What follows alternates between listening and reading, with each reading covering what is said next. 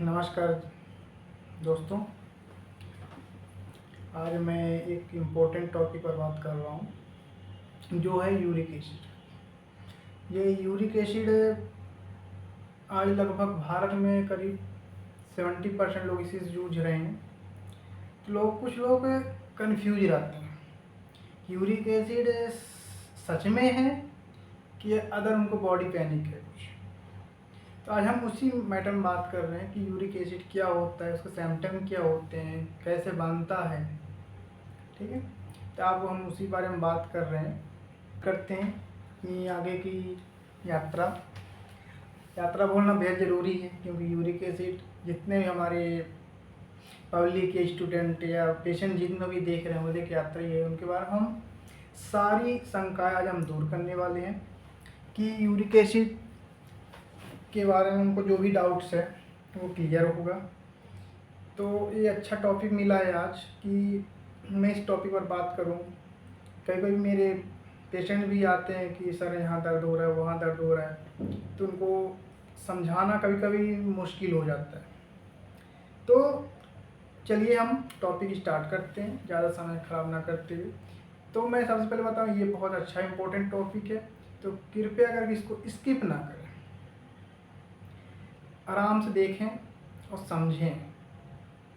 अगर आपको समझ नहीं आ रहा तो हमारे कमेंट बॉक्स में जाके बात को पूछें कि ये चीज़ सच में क्या है क्या नहीं है, जो भी डाउट हो क्लियर करिए। तो मैं बताते चलूँ कि यूरिक एसिड एक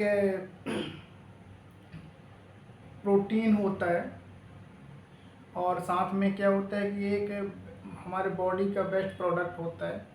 यानी कि हम जो खाना खाते हैं उसका लास्ट मेटाबॉलिज्म में जो चीज़ डेवलप होता है वो यूरिक एसिड कहलाता है, जो कि हमारे किडनी के थ्रू ये यूरिनरी सिस्टम के द्वारा ये बाहर निकलता है।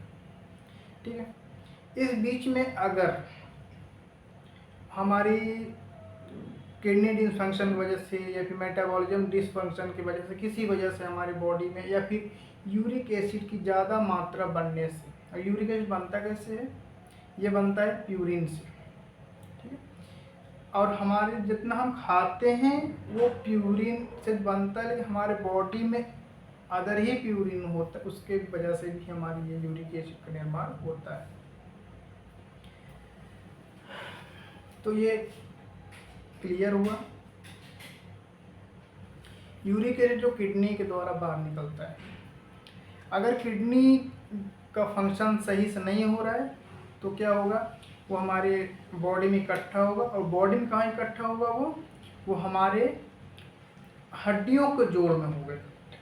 ठीक है, जैसे आपका नी जॉइंट हो गया यानी घुटना हो गया, आपका टखना हो गया, टखना यानी कि पैर को जोड़ में, उंगलियों में, हाथ की उंगलियों में हो जाएगा। ठीक है, यहाँ यहाँ हो जाएगा, सूजन हो जाएगा, इस वजह से वहाँ जाके वो मतलब कि जमा होता है।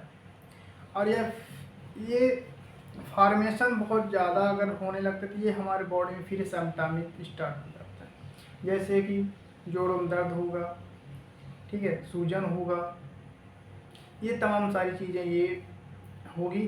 साथ साथ और इसके साथ अगर वो किडनी से बाहर नहीं निकल पा रहे हैं, बाहर मतलब यूरिन के द्वारा बाहर नहीं निकल पा रहा है, तो क्या होता है, वो हमारी किडनी में जाके इकट्ठा होने लगता है, जो कि यूरिक एसिड क्रिस्टल के रूप में डेवलप होने लगता है, जो कि किडनी स्टोन बोला जाता है। ठीक है, अब ये चीज़ हो गई। उसी बॉडी में रहना कितना चाहिए, सबसे पहले ये क्वेश्चन तैयार आ रहा है। देखिए, हमारे बॉडी में 2.5 यानी 2.5 से 7.0 मिलीग्राम पर डेसीलीटर पर होना चाहिए। यानी 1 डेसीलीटर में एक मतलब कि 2.5 से 7.0 के बीच होना चाहिए। देखिए, कहीं कहीं आप ये नॉर्मल वैल्यू या किसी लेबोरेटरी या फिर किसी डिक्शनरी में आपको थोड़ी सी वैल्यू आगे पीछे हो सकता है।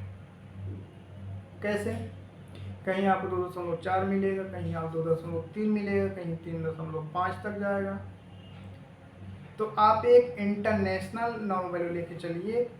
अगर आपको 2.5 से कम है, 2.5 से 7 के बीच में है, तो आपको यूरिक एसिड की समस्या नहीं है।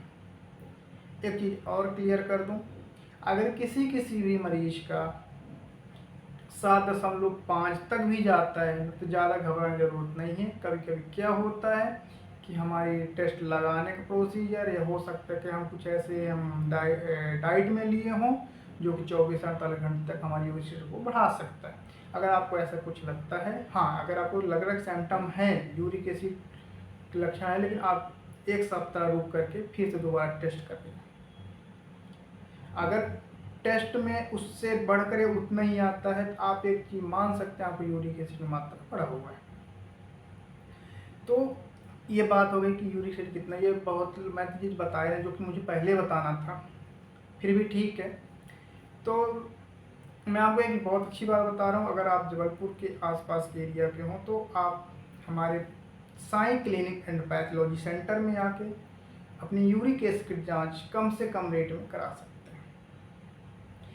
तो चलिए नेक्स्ट टॉपिक स्टार्ट करते हैं कि और किस वजह से बढ़ता है। अभी बढ़ने का वजह बता ही रहे ढंग से। दूसरी चीज़ ये होता है कि मेटाबॉलिक सिंड्रोमिक से वजह से भी बढ़ता है यूरिक एसिड। जैसे कि किसी को मोटापा हो गया हो, डायबिटिक हो, ब्लड प्रेशर के पेशेंट हों, जिनका ओवरवेट ज़्यादा हो, या कोरोनरी डिसीज़ हो, जिनका लिपिड प्रोफाइल में कोलेस्ट्रॉल वगैरह बढ़ता हो, उनमें यूरिक एसिड की ज़्यादातर मात्राएं बढ़ती हुई देखी जाती है। तो ये कंडीशन में होता है। तो आपको ये सब चीज़ें कम करना है। अब यूरिक एसिड ज़्यादा मात्रा में दर्द होगा, सूजन होगा, इन्फ्लेमेशन होगा, तो आपको यूरिक एसिड बढ़ेगा। इसके साथ आपको सीआरपी भी बढ़ने के चांसेस काफ़ी हद तक होता है। देखिए बॉडी में इन्फ्लेमेशन होगा, सीआरपी ऑटोमेटिक बढ़ेगा। अब रही बात है जो ये चीज़ हो रही है, जैसे आपके यूरिक एसिड बढ़ रहा है, आपको अचानक से 1 महीना 1.5 महीने से दर्द होने लगा बॉडी में, आपको जोड़ों में दर्द हो रहा हो, बॉडी पेन हो रहा हो। देखो जोड़ों में दर्द हो और बॉडी पेन हो अलग अलग चीज़ें, मैं पहले भी क्लियर किया था। अगर बॉडी पेन है जोड़ के अलावा यानी जॉइंट्स के अलावा, आप किसी जनरल फिजिशियन को दिखा सकते हैं। लेकिन अगर आपको जोड़ों में दर्द है, आपके सीआरपी बढ़ा हुआ है, यूरिक एसिड बढ़ा हुआ है, तो आपको रेमेटोलॉजिस्ट को ही दिखाना चाहिए। जो आर्थराइटिस के डॉक्टर्स होते हैं उन्हीं को दिखाना चाहिए। अब रही बात इसमें खाने पीने में क्या कैसा करें। सबसे पहले अपनी वजन वेट कम करना है। जितने भी वजन बढ़ाने वाली चीज़ें हैं, ठीक है, वो चीज़ हमको कम करना है।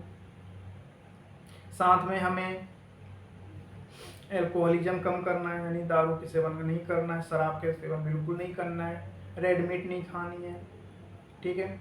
और आपको कम से कम 30 से 40 मिनट तक आपको पैदल चलना है, सुबह सुबह वॉकिंग करना है। ओमेगा 6 जैसे चीज़ें आपको जो शामिल हो तो उसमें आपको चीज़ शामिल कर सकते हैं। आपको चोकर वाली युक्त रोटियां खा सकते हैं आटे की। आपको मैदा यूज नहीं करनी है। साथ में आपको यूरिक एसिड बढ़ाने वाली जितनी चीज़ें, प्रोटीन, अंडे, ये सेवन बिल्कुल नहीं करनी है। तब जाके आपका यूरिक एसिड दवाई के साथ साथ इसके वजह से भी कंट्रोल हो जाएगा। अब किसी के दिमाग में ये दौड़ रहा होगा कि यूरिक एसिड बढ़ने से इतनी सारी प्रॉब्लम्स हैं, तो घटने से क्या होता होगा, ये भी गुड क्वेश्चन है। तो मैं बता दूं कि यूरिक एसिड घटने से ज़्यादा आपको प्रॉब्लम नहीं होगा, लेकिन आपको 2.0 mg पर डेसीलीटर होना ही चाहिए। तो यूरिक एसिड अगर कम है तो अच्छी बात है, यानी कहना चाहिए आपका किडनी सही काम कर रहा है। आपको आने वाले समय में जब यूरिक एसिड का वैल्यू कम होगा तो आपको आने वाले समय में आपकी दर्द, जोड़ों वाली दर्द समस्या आप बहुत राहत पा सकते हैं। तो फ्रेंड्स, दोस्तों, स्टूडेंट्स और हमारे यूट्यूब पे नए जुड़े हुए सभी दोस्तों, पेशेंट्स, आपको ये वीडियो कैसा लगा कमेंट सेक्शन में जाकर हमें जरूर बताइए। यूरिक एसिड के बारे में हमें कितना डिटेल और बात करनी चाहिए वो हमें कमेंट सेक्शन में ज़रूर बताइए, तो ताकि मैं नेक्स्ट वीडियो आपके सामने बेहतर ला सकूं। तब तक के लिए मैं आपसे विदा लेता हूं। नमस्कार। है।